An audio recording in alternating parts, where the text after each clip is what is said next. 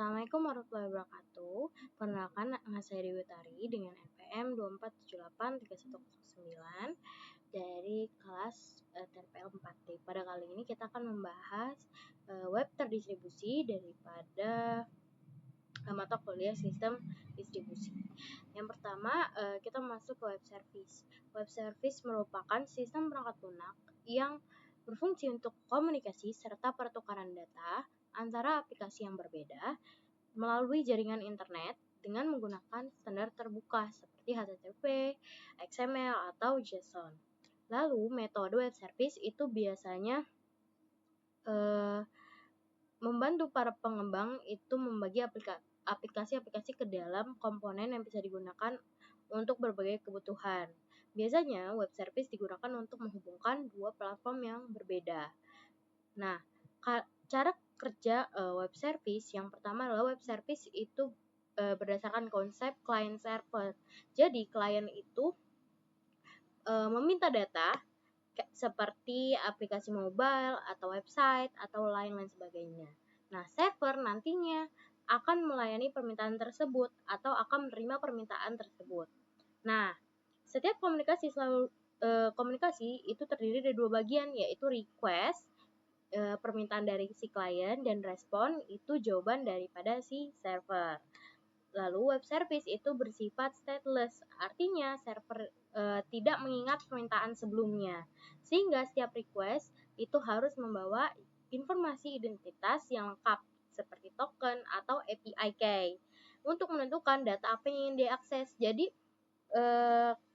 klien itu tidak mengingat permintaan sebelumnya. Jadi setiap kita memasukkan permintaan baru, kita harus menggunakan identitas seperti token atau API. Nah, klien menggunakan endpoint, yaitu alamat URL spesifik yang mengarah ke resource tertentu di server. Karakteristik pada web service. Menurut Walker, pada tahun 2022, karakter web service ini terdiri dari web service bersifat loosely coupled. Jadi artinya antara klien dan server itu tidak saling bergantung secara langsung, sehingga perubahan pada satu sisi itu tidak akan mengganggu sisi lainnya. Nah, yang kedua, web service itu menggunakan standar terbuka, jadi seperti HTTP, XML, dan JSON yang dapat diakses melalui berbagai platform serta menggunakan bahasa pemrograman lain-lain gitu. Web service bersifat interoperable, yaitu mampu berkomunikasi lintas platform. Jadi lintas platform, lintas sistem operasi ataupun bahasa pemrograman. Jadi aplikasi yang dibangun dengan teknologi atau bahasa pemrograman yang berbeda atau platform yang berbeda itu tetap bisa saling bertukar data. Selanjutnya ada web service itu dirancang sebagai reusable. Artinya apa? Satu layanan yang sama itu dapat digunakan oleh banyak aplikasi tanpa perlu membangun ulang fungsi yang sama. Lalu selanjutnya ada web service itu bersifat self-describing. Jadi layanan tersebut itu menyediakan informasi tentang dirinya sendiri sehingga klien itu dapat memahami cara menggunakannya tanpa dokumentasi yang rumit. Selanjutnya ada web service yang dapat ditemukan melalui mekanisme pencarian layanan sehingga aplikasi bisa mendeteksi dan mengintegrasikannya secara otomatis. Lalu kita masuk ke komponen web service. Yang pertama ada XML RPC atau XML Remote Procedure Call.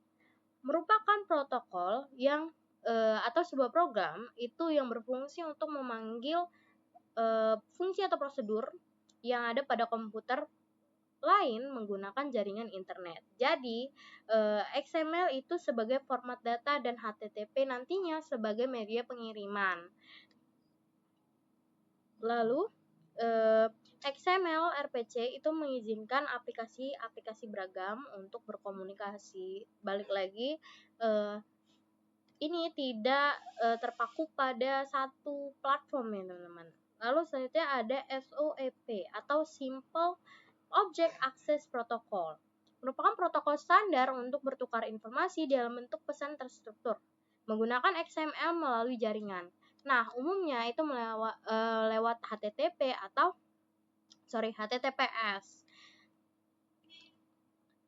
SOAP itu lebih formal dan lebih ketat aturannya, serta lebih banyak digunakan pada lingkungan enterprise dan sistem perbankan. Lalu selanjutnya ada WSDL, Web Service Description Language, merupakan dokumen berbasis XML yang berfungsi sebagai buku panduan atau kontrak resmi daripada sebuah web service.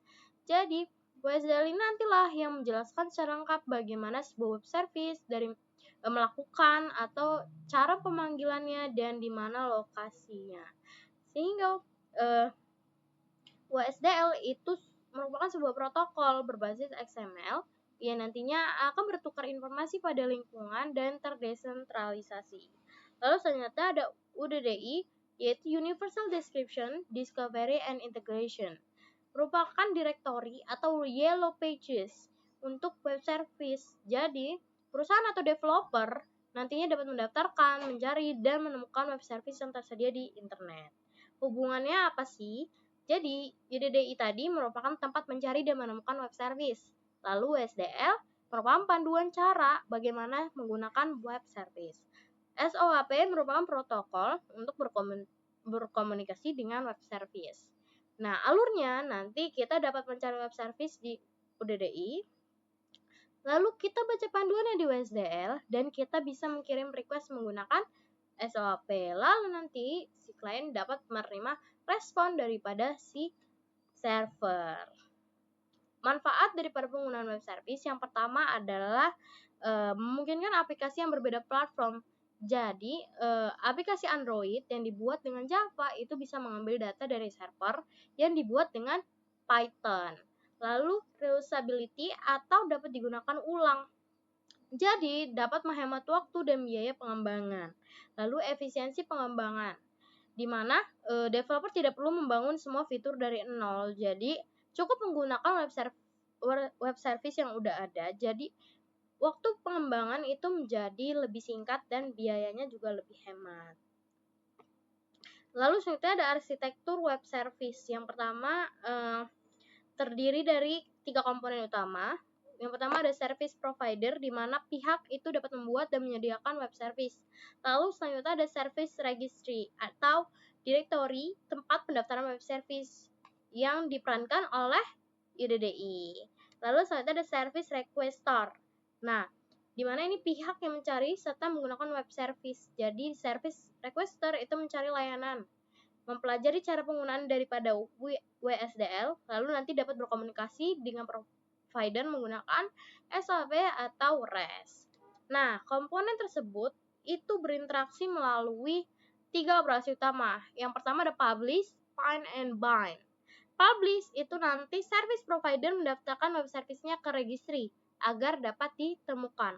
Lalu selanjutnya find itu service requester itu mencari web service yang sesuai kebutuhannya di registrasi.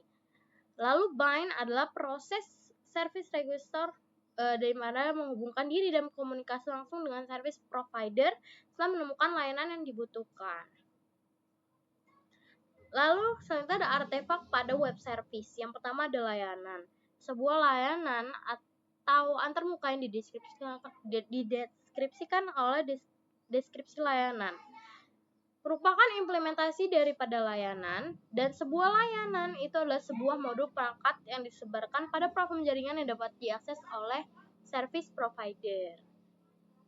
Nah, artefak pada web service yang pertama ada registrasi layanan. Di sini kita bisa lihat ya, kayaknya nggak kelihatan jauh. Di sini terdapat siklus hidup implementasi yang mengacu pada fase-fase pengembangan web service. Yang pertama, kita masuk ke fase kebutuhan, di mana pada tahap ini kita itu memahami serta mendefinisikan ya apa yang dibutuhkan oleh sistem sebelum kita memulai pengembangan. Lalu selanjutnya ada fase analisis. Di analisis ini kita mengkaji lagi. Setelah tadi kebutuhan kita kumpulkan, kita kaji dulu untuk memastikan apakah kebutuhan tersebut itu dapat diimplementasikan secara teknis. Lalu selanjutnya ada fase desain.